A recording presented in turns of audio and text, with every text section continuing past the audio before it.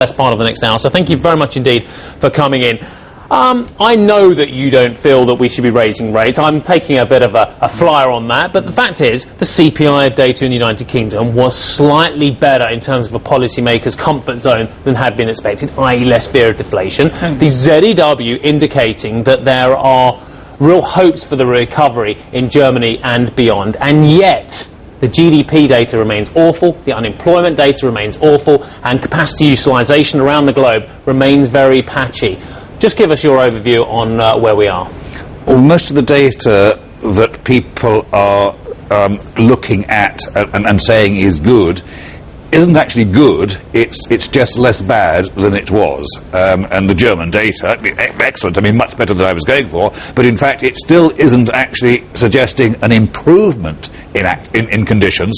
It's just suggesting that the deterioration is rather slower than it had been. I know Matt wants to come in, but this is how it starts, isn't it, Roger? This is how a recovery starts. Well, indeed, if it's going to be a recovery, yes indeed, because it's also how, in fact, a failure to get a recovery starts as well. So at this stage we don't know. I personally think there is going to be a recovery. I've always said there will be a cyclical recovery, because you get cyclical recoveries on a regular basis. You get them every 5.5 years. We're due for one. We are going to get one. You've got a cyclical recovery in the middle of the 1930s. You've had 3 cyclical recoveries in the middle of the Japanese semi-depression. So we know that's going to happen.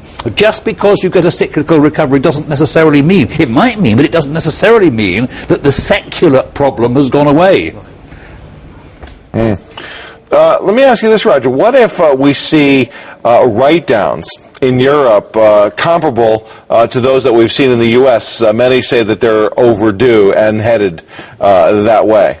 I think that would be extremely helpful, and it would clear the balance sheet, as it were. The bigger worry that I have on the economy is that there are going to be gigantic increases in unemployment. If you take, for instance, Germany, just as the example, we know what's happened to GDP. It's down about sort of 6-ish% from the peak. Employment didn't fall at all.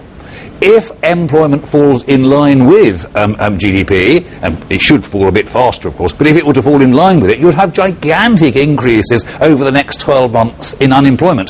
What will that do to sentiment? What will that do to consumer spending? And I suspect what it will do is depress the recovery and lead to a situation when we are due for the next cyclical downturn, which I guess is 2.5 years or so away, which will be one that takes our legs away.